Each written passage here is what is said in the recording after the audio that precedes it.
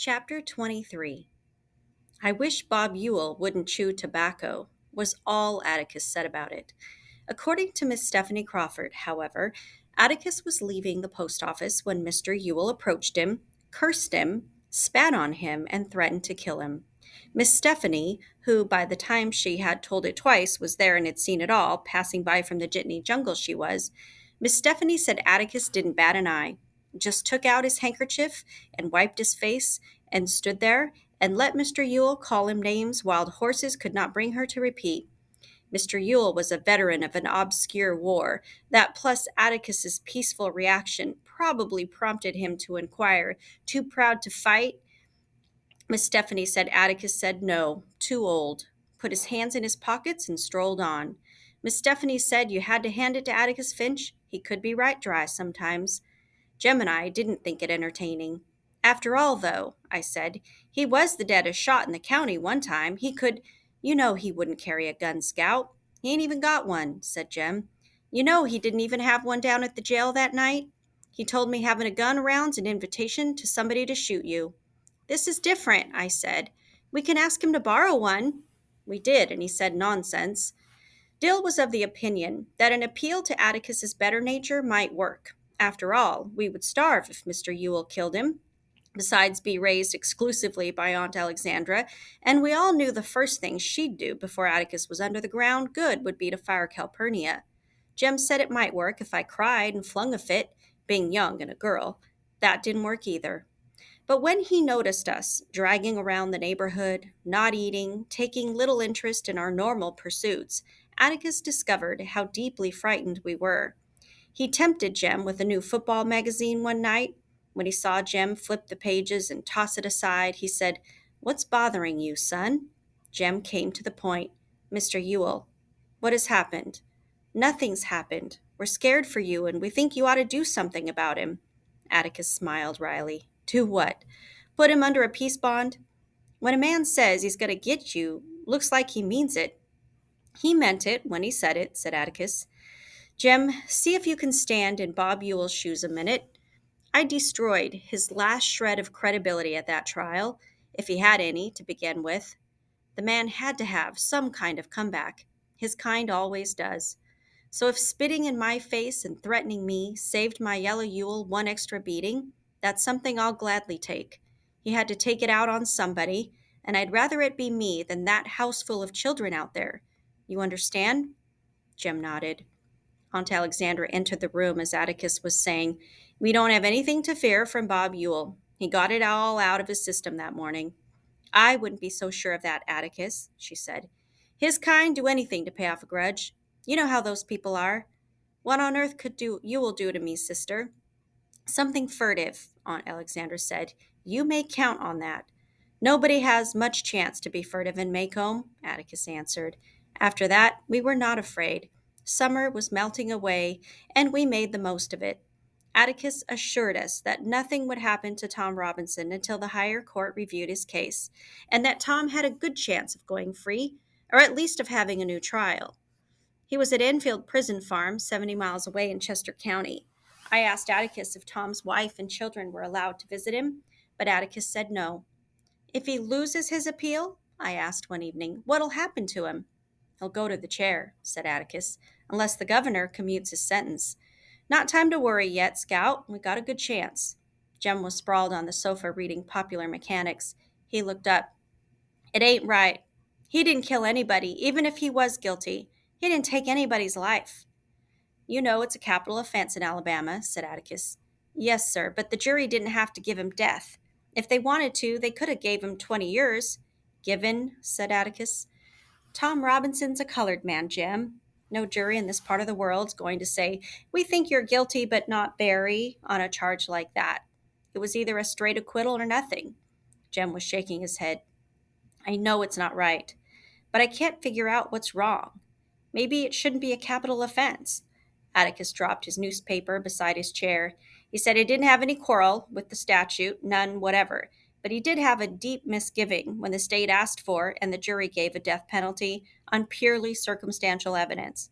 He glanced at me, saw I was listening, and made it easier. I mean, before a man is sentenced to death for murder, say, there should be one or two eyewitnesses. Someone should be able to say, yes, I was there and I saw him pull the trigger. But lots of folks have been hanged on circumstantial evidence, said Jem. I know, and lots of them probably deserved it too. But in the absence of eyewitnesses, there is always a doubt, sometimes only the shadow of a doubt. The law says reasonable doubt, but I think a defendant's entitled to the shadow of a doubt. There's always the possibility, no matter how improbable, that he's innocent. Then it all goes back to the jury, then? We ought to do away with juries, Jem was adamant. Atticus tried hard not to smile, but couldn't help it. You're rather hard on us, son. I think maybe there might be a better way. Change the law. Change it so that only judges have the power of fixing the penalty in capital cases. Then go up to Montgomery and change the law.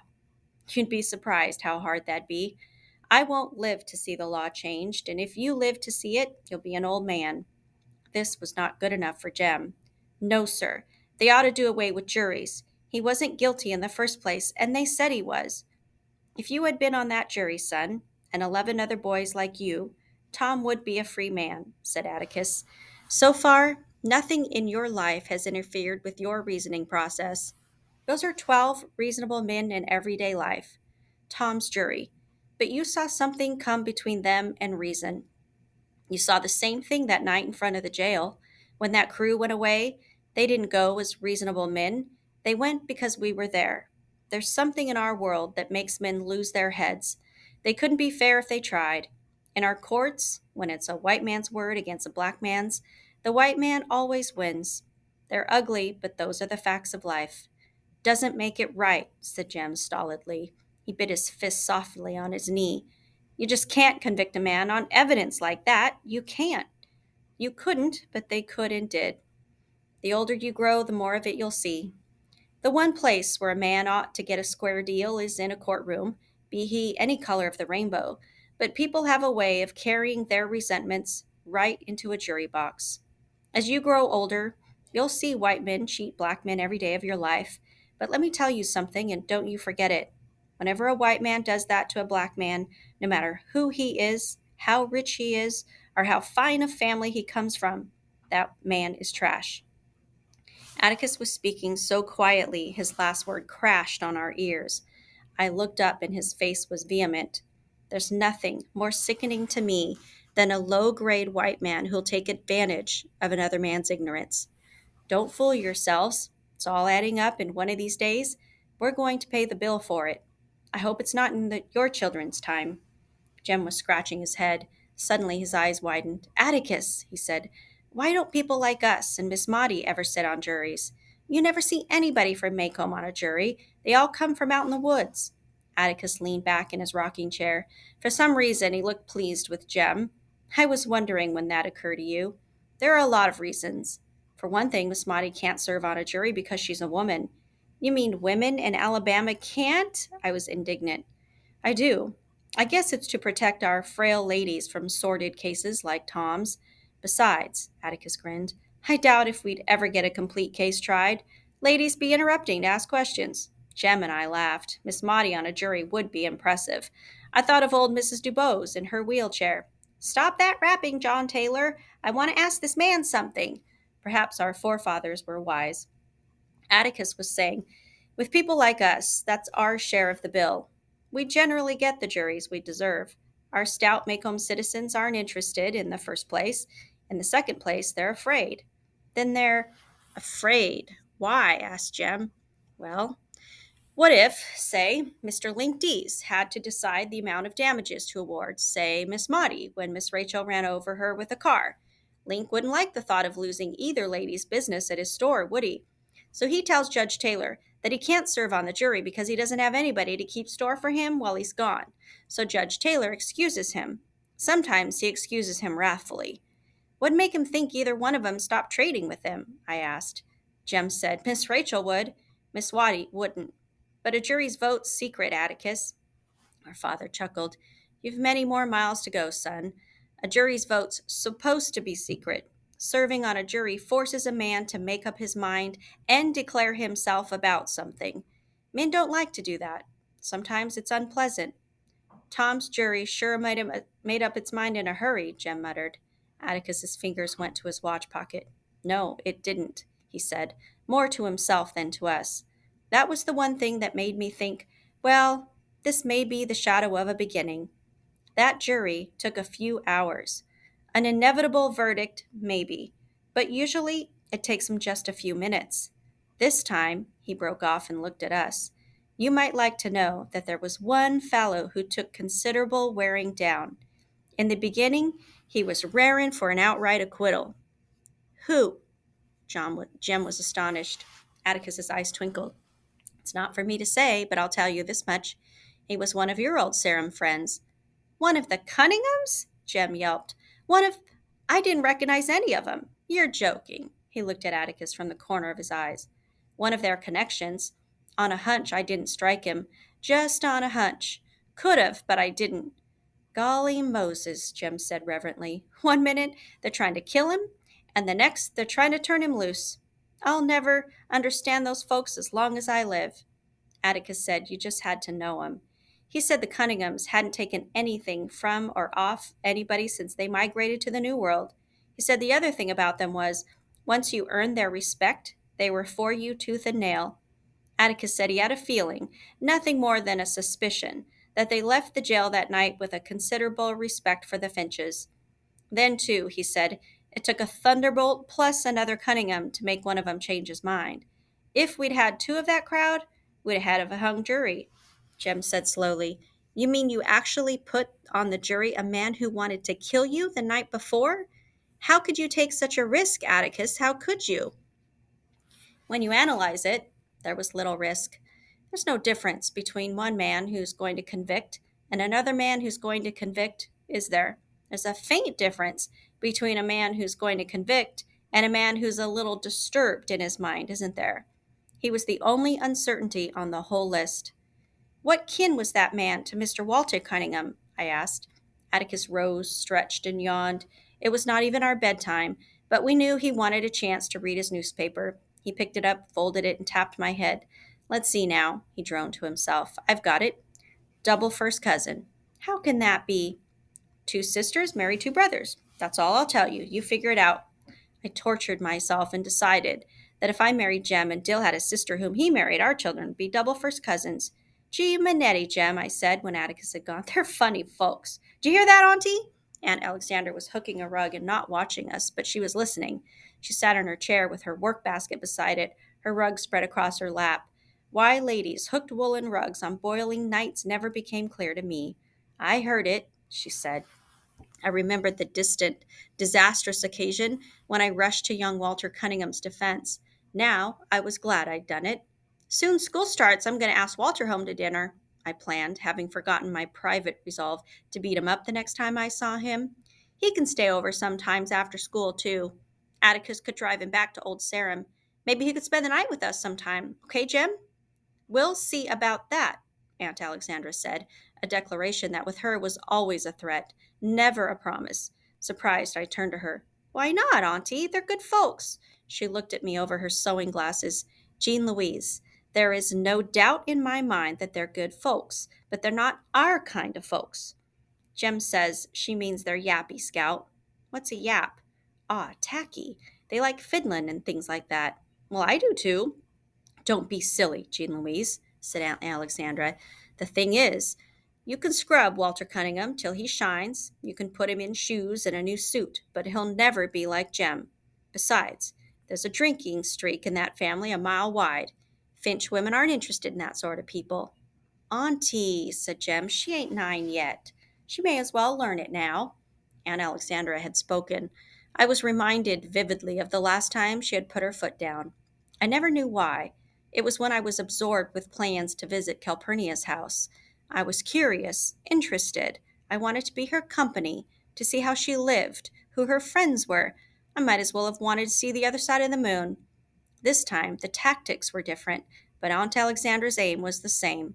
Perhaps this was why she had come to live with us, to help us choose our friends.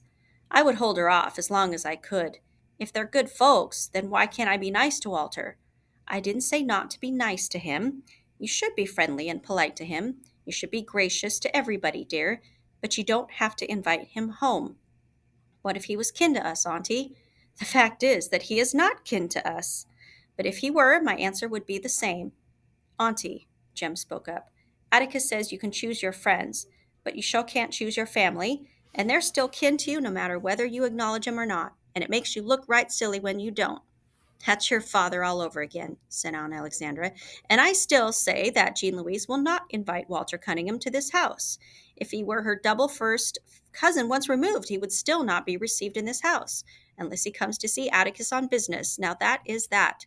She had said indeed not, but this time she would give her reasons. But I want to play with Walter, Auntie. Why can't I? She took off her glasses and stared at me.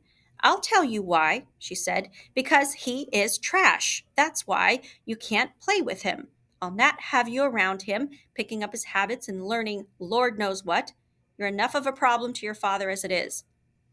I don't know what I would have done, but Jem stopped me. He caught me by the shoulders, put his arm around me, and led me, sobbing in a fury, to his bedroom. Atticus heard us and poked his head around the door. It's all right, sir, Jem said gruffly. It's not anything. Atticus went away. Have a chew, Scout. Jem dug into his pocket and extracted a Tootsie Roll. It took a few minutes to work the candy into a comfortable wad inside my jaw. Jem was rearranging the objects on his dresser, his hair stuck up behind and down in front, and I wondered if it would ever look like a man's. Maybe if he shaved it off and started over, his hair would grow back neatly in place. His eyebrows were becoming heavier, and I noticed a new slimness about his body. He was growing taller. When he looked around, he must have thought I would start crying again, for he said, Show you something if you won't tell anybody. I said, What? He unbuttoned his shirt, grinning shyly. Well, what? Well, can't you see it? Well, no. Well, it's hair. Where? There, right there. He had been a comfort to me, so I said it looked lovely, but I didn't see anything. It's real nice, Jem. Under my arms, too, he said. Going out for football next year. Scout, don't let Auntie aggravate you. Seemed only yesterday that he was telling me not to aggravate Auntie. You know she's not used to girls, said Jem. Leastway, not girls like you. She's trying to make you a lady. Can't you take up sewing or something? Hell no. She doesn't like me. That's all there is to it, and I don't care. It was her calling Walter Cunningham trash that got me going. Jem, not what she said about being a problem to Atticus. We got that all straight one time. I asked him if I was a problem, and he said not much of one, at most one that he could always figure out, not to worry my head a second about bothering him. Nah, it was Walter. That boy's not trash, Jem. He ain't like the Ewells. Jem kicked off his shoes and swung his feet to the bed. He propped himself against a pillow and switched on the reading light. You know something, Scout? I've got it all figured out now. I've thought about it a lot lately, and I've got it figured out. There's four kinds of folks in the world. There's the ordinary kind, like us and the neighbors. There's the kind like the Cunninghams out in the woods, the kind like the Ewells down at the dump, and then black people. What about the Chinese and the Cajuns down yonder in Baldwin County? I mean in Macomb County. The thing about it is, our kind of folks don't like the Cunninghams don't like the Ewells, and the Ewells hate and despise the colored folks. I told Jem if that was so, then why didn't Tom's jury, made up of folks like the Cunninghams, acquit Tom to spite the Ewells? Jem waved my question away as being infantile. You know, he said, I've seen Atticus pat his foot when there's fiddling on the radio, and he loves pot liquor better than any man I ever saw. Then that makes us like the Cunninghams, I said. I can't see why Auntie. No, let me finish. It does, but we're still different somehow. Atticus said one time, the reason Auntie's so hipped on the family is because all we've got's background and not a dime to our names. Well, Jem, I don't know. Atticus told me one time that most of his old family stuff's foolishness because everybody's family is just as old as everybody else's. I said, did that include the colored folks and Englishmen? And he said yes. Background doesn't mean old family, said Jem. I think it's how long your family's been reading and writing. Scout, I've studied this real hard, and that's the only reason I can think of. Somewhere along when the Finches were in Egypt, one of 'em must have learned a hieroglyphic or two, and he taught his boy. Jem laughed. Imagine Auntie being proud of her great grandy could read and write. Ladies pick funny things to be proud of. Well, I'm glad he could, or who'd have taught Atticus and them. And if Atticus couldn't read, you and me'd be in a fix. I don't think that's what background is, Jem. Well, then, how do you explain why the Cunninghams are different? Mr. Walter can hardly sign his name. I've seen him. We've just been reading and writing longer than they have. No, everybody's got to learn. Nobody's born knowing. That Walter's as smart as he can be. He just gets held back sometimes because he has to stay out and help his daddy. Nothing's wrong with him. Nah, Jem, I think there's just one kind of folks. Folks. Jem turned around and punched his pillow. When he settled back, his face was cloudy. He was going into one of his declines, and I grew wary. His brows came together. His mouth became a thin line. He was silent for a while. That's what I thought too, he said at last, when I was your age. If there's just one kind of folks, why can't they get along with each other? If they're all alike, why do they go out of their way to despise each other? Scout, I think I'm beginning to understand something. I think I'm beginning to understand why Boo Radley's stayed shut up in the house all this time. It's because he wants to stay inside.